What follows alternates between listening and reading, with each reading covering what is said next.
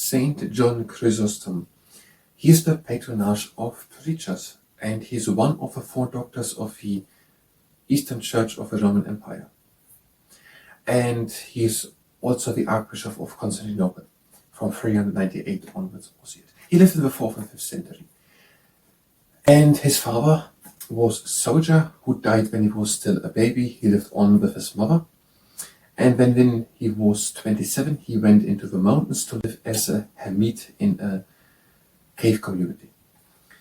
And when he came back after 6 years, his health had faltered, and he was then preaching to the people, and he tried to use a language which as many as possible people could understand. He tried to speak as direct and simple as possible.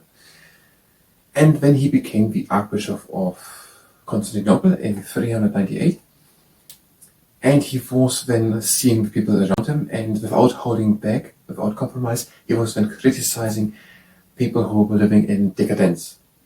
He was pointing out if people were living in luxury or the misuse of power and wealth.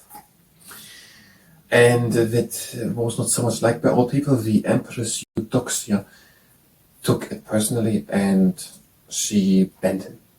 But when there was an earthquake, that was in 403, and she was worried that she had invoked God's wrath, and she let him come in again.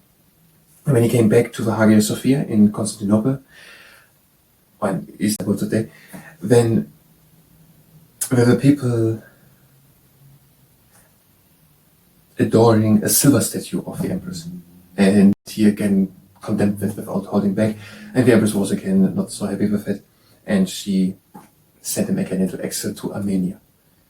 He was then still pursued by his enemies, and he died then later on of exhaustion. Does the book say like that? I don't know what more detail happened. And it is according to Malcolm Bay's A Treasury of Saints book on the page 48. The positions of Jews expressed are the ones of a source and not necessarily aligned with one or with the ones of the entities popular.